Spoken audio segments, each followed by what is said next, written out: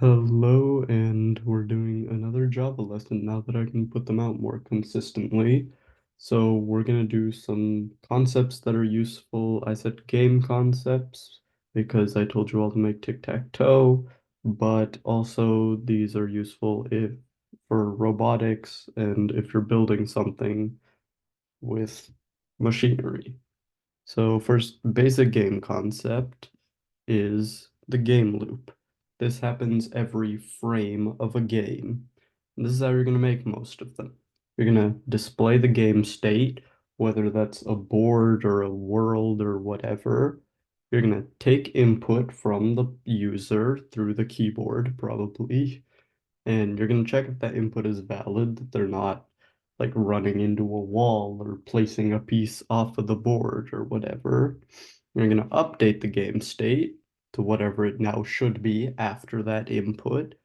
You're going to check if anyone has won. If it's like a turn-based game, you're going to see what actions it needs to take or needs to be told to the player. You're going to update the turn if it's turn-based, like, okay, now it's player two's turn instead of one. You're going to go back and display the state again. So for if you're doing something like tic-tac-toe, you're going to show the board. You're going to take a coordinate where they're going to put their letter. You're going to make sure it's an empty space. You're going to update it. You're going to put it there. You're going to check if anyone has three in a row. And you're going to say, okay, it's the next person's turn. And you're going to print out the board again. So, and then the next thing I want to go over, since I covered it fast in the last lesson, is functions or how to make functions. So, you have your public static void main. That's just there. That's what you run everything out of. But inside of the same class, because I'm going to talk about classes in this video as well, inside of the same class, you're going to put other functions, which are just going to start with public static, and then you're going to put their output type. This one is an integer array, but you can change it to whatever, a string, a boolean, whatever it is outputting. That is what you're going to write there. Then you're going to give the function a name, usually just describe what the function is going to do.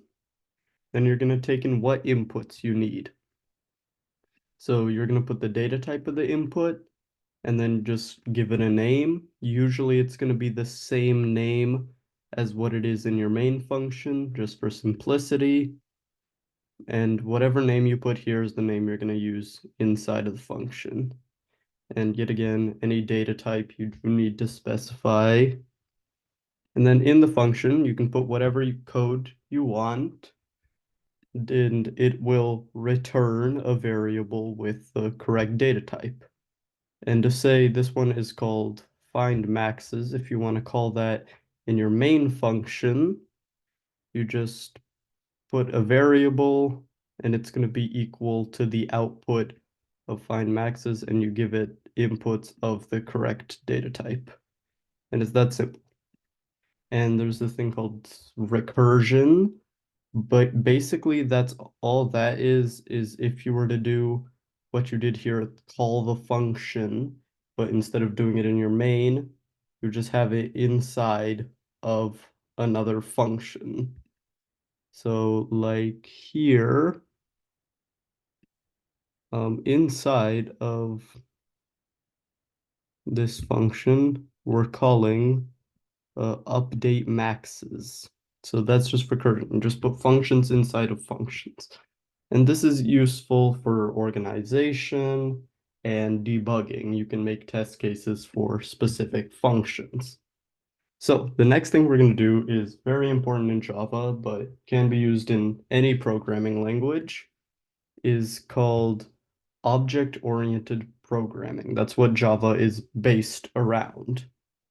So what you know is we start everything out with public class and then the name of the file. So you're actually creating an object here. It's whatever the file name is, and inside of it, You can have whatever you want. You can have a ton of variables. You can have functions. And basically, what you don't know so far is that you can make multiple classes in one file. Only one of them can be a public class, but the rest you're just going to call them class, give it a name, uh, and then whatever you want inside it. You can initialize variables. But if you want to make functions, instead of saying public static, you're just going to put static and then data type and then all the other stuff. So, and then how you would call these, say here, in our main function that's going to run, we go, or this, we can say an integer here is number, which is this class, dot compute, which is a function in the class, and we give it its inputs. And that might not seem too useful, but if you have, say, a character that does a certain amount of damage and then another that does another type of damage, you have them as two different objects, and you can just reach into them at any time. And then what you can do is if we have even this one, the public class of objects, we gave it two strings and an integer that is taken from input. So what you're going to do is in your main function, you put the name of the object, which in this case is just the file name, then give it a name. This is like naming a variable. And you write new and call the class, which in this case is objects, and the parentheses. And then what you can do is later on, you put whatever name you gave it, dot, and you can access whatever variable is in it, or function, or whatever. So if you look here, I have int sum is number dot compute 5 and 4, and compute is a static integer function. But what we can do is change this to public, which will make it usable in any function anywhere. So, but now this doesn't work anymore. What you would need to do is put number, let's say, let's give it a name, num, equals new number. And then what you do here, now that it's a public function, what you have to do is num.compute and you give it its inputs.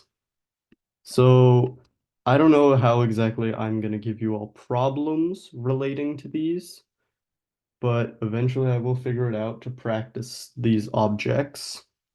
But just know an object can have variables in it, and it can have functions, and you can call them from other ones. And there's some more complicated stuff that I might do next lesson, but that's the basics.